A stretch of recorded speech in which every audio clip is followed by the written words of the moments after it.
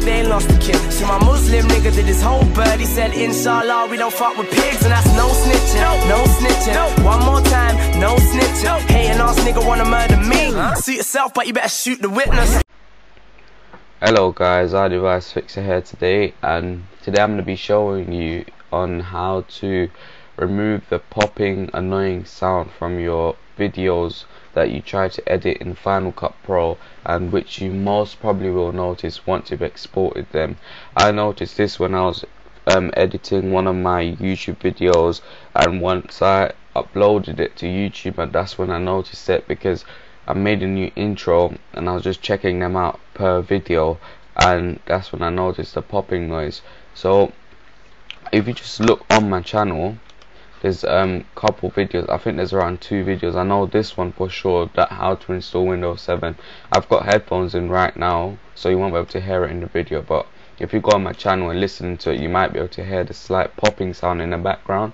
So the way you want to fix this is you want to go to your app store and you want to download an application called Smart Converter, and from here you want to get your video clip and you want to put it straight in. So you just drag it in, and the reason I think Final Cut Pro gets that popping noise once it's exported is because apparently that it needs the video in MP3 when imported into Final Cut Pro X, but I don't know why. Apparently that AACC, I think it's called, or AAC, it doesn't work properly, and hopefully there's an update to fix all of that. So anyways, you just want to drag your file into Smart Converter, you want to hit more, and you want to go to MP3 audio, you want to click convert, and you just want to click X on the add, and as you can see, converted and sent to iTunes. You just want to hit show file, you want to drag it to the desktop, you just close out of this and you can quit Smart Converter.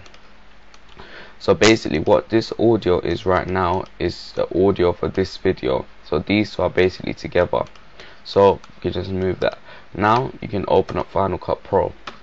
So as you can see, my intro is already here, and this is because I use my intro in every video obviously, so I just leave it in Final Cut Pro so I don't have to keep converting it audio to MP3. And as you can see, what this logo right here, it means it's synchronized, so that means there was a separate part of audio and the video that's put together, which is basically the MP3 we extracted from the actual video and we put it together. So what we want to do is we want to hit file, we want to hit import and files. So we just want to put them 2 files, the actual video and the MP3 we extracted from it, into Final Cut Pro. So as you can see, they're both here. So that's the video and that's the audio, but if you listen, the audio is still here in your old video. So basically what you have to do is you want to click on the video and you want to hit the information. As you can see, mine's already open. You want to hit audio, and as you can see, it'll probably be closed like this. It says channel configuration. Just want to drop it down and you want to hit mono. So basically that will de-highlight, so it's all grayed out. So that's what you want. So if you scan over it now, you can't hear no audio.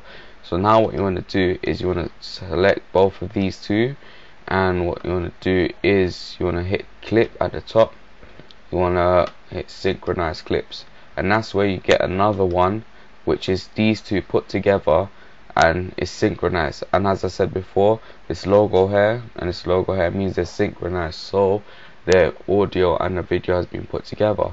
So now if you do put this into your timeline, it will be all one, so these two are together, the audio. So if I do click on this now and go in the information bar, there's 2 of them.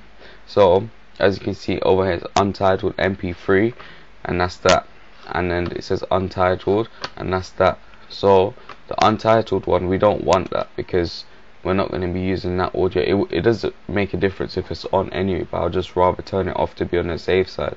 So all you need is untitled MP3 left on, and that's about it. So once you hit share and export, hopefully the popping sound should be removed.